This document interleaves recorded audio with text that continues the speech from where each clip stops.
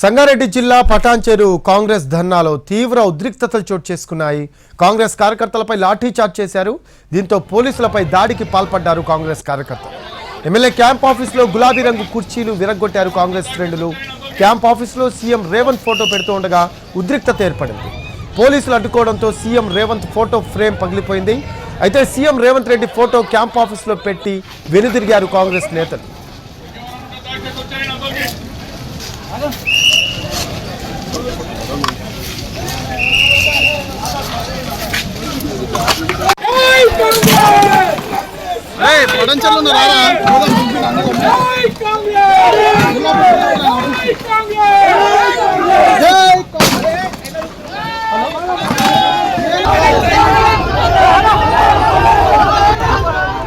TV screen పై exclusive దృశ్యాలు చూస్తున్నాము.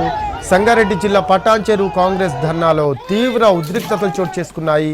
దానికి సంబంధించిన దృశ్యాలు చూస్తూ ఉన్నాము. కాంగ్రెస్ కార్యకర్తలపై లాఠీ చార్జ్ చేశారు పోలీసులపై దాడికి పాల్పడ్డారు కాంగ్రెస్ కార్యకర్తలు.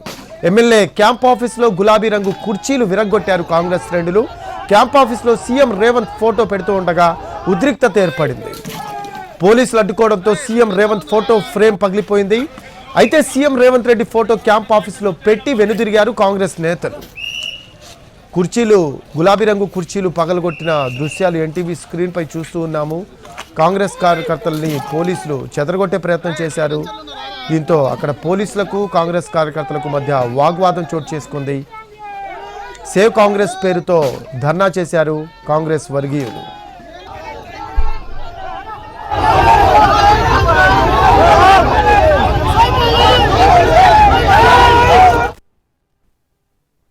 కాంగ్రెస్ పార్టీ ధర్నాలో తీవ్ర ఉద్రిక్తత నెలకొంది.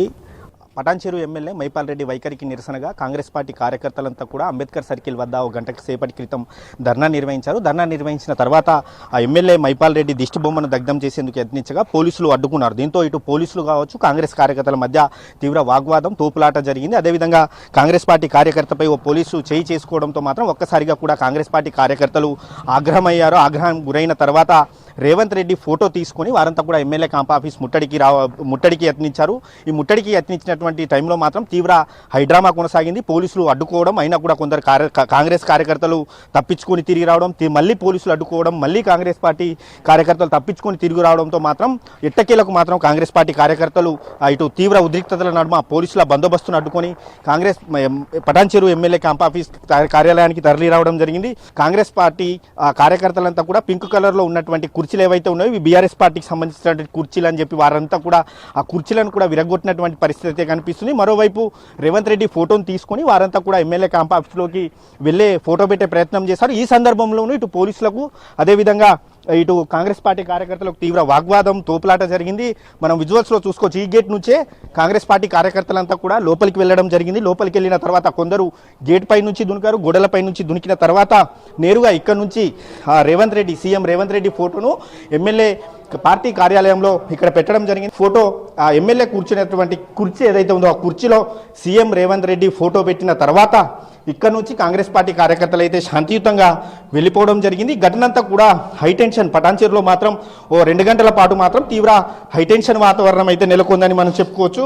ఎట్టకేలకు కాంగ్రెస్ పార్టీ కార్యకర్తలు అయితే కాంగ్రెస్ పార్టీ ఎమ్మెల్యే అయితే ఖచ్చితంగా MLA CM Revanth Reddy photo పెట్టుకోవాలని చెప్పి వారంతా డిమాండ్ చేశారు.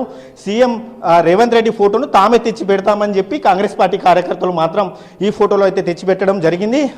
మొత్తంగా 2 గంటల పాటు మాత్రం తీవ్ర ఉద్రిక్తత నడుమ ఈ కాంగ్రెస్ పార్టీ ధర్నా కొనసాగింది. 10 ఏళ్లుగా కూడా కాంగ్రెస్ పార్టీ జెండా మోసినటువంటి వారిని పట్టించుకోవడం లేదని చెప్పి వారంతా కూడా ఆరోపిస్తూ వారంతా కూడా ధర్నాకు దిగారు, రాస్తారోకో చేపట్టారు, ఎమ్మెల్యే దిష్టిబొమ్మ దగ్ధం చేసే ప్రయత్నం చేశారు.